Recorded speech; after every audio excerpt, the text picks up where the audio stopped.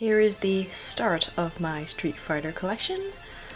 It is a very small set of items, but quite memorable to me, so I actually enjoy everything that I have. These are a few cards that I picked up when Street Fighter Alpha was released. These are pencil boards, which are used as a writing surface for students in Japan. They also make really good collectibles since they're very much like mini posters. So I have 3 of them, and the first 2 are from Pocket Fighter, which is actually a pretty good game considering all these little sprites, which make the game a little hard to take seriously, but that's okay. This one is actually quite special to me. I had a strategy guide many years ago, which I don't anymore. It had a pull-out poster, which I never took out, sadly enough. I actually really liked that image, and it wasn't until years later where I found this board with the exact same image on it, so I knew I had to get it. The back is quite interesting. It's written in English, since this is supposed to be Japanese, but it has all these facts about the characters, and well, I never paid attention to them before, but now I can. So Chun-Li was the character that really got me into the Street Fighter series, so it was natural that I ended up picking up the Street Fighter 2 15th anniversary controller with her on it. I bought this for actual use instead of a collector's item, but I do still have the box. It comes with a comic and a nice certificate. And here is the controller. It feels a lot better than the PlayStation 2 controller since it has the connected directional pad. And the buttons, just like the arcade machines. This figure I picked up more on a whim than anything else. This was released also during the 15th anniversary of Street Fighter. I'm not really a big figure collector, so this is one of the few that I have. There were actually 2 Chun-Lis released, one with a black dress and one with a pink dress. By the time I picked this up, I could only afford one, so I chose the one with the black dress. It's quite well made, considering it came out sometime early 2000, and I have actually taken it out of the box before, but it's currently now back inside. And what is a Street Fighter fan without an art book? I own 2 Street Fighter art books out of the, I don't know how many have been released, so it's been pretty good restraint on my part. This is the first one, called Eternal Challenge.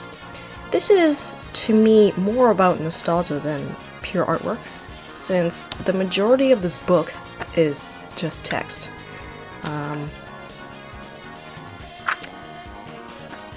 I've played the Super Nintendo console games from the very beginning, so I've been around this series for quite a while, so I actually can recognize some of these glitches and little extras that were thrown in, but I never actually knew the history until I got this book.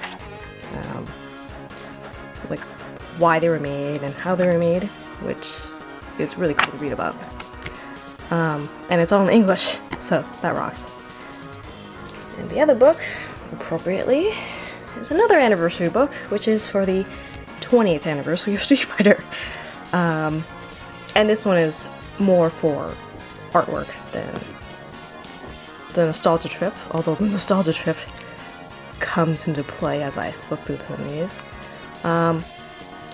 Oh, this is a really interesting image because I had actually beaten Street Fighter 2 Turbo to get that achievement to view this image. And I remember seeing it on my TV and getting so excited that I had run to get my camera to take a photo of it. And yeah, and now you can actually do that with the compilations. But back then it was really, really hard to get that achievement, since you had to beat the game on the highest difficulty or something without continues. It's been a while. But yeah. So I really like the commentary in this book. And now I know the artists who've drawn some of the pictures that I've always wondered about since, well, before I got this book. Really heavy book, but absolutely worth getting. Here it is, the best for last. This is the Street Fighter novel adaptation of the live-action movie.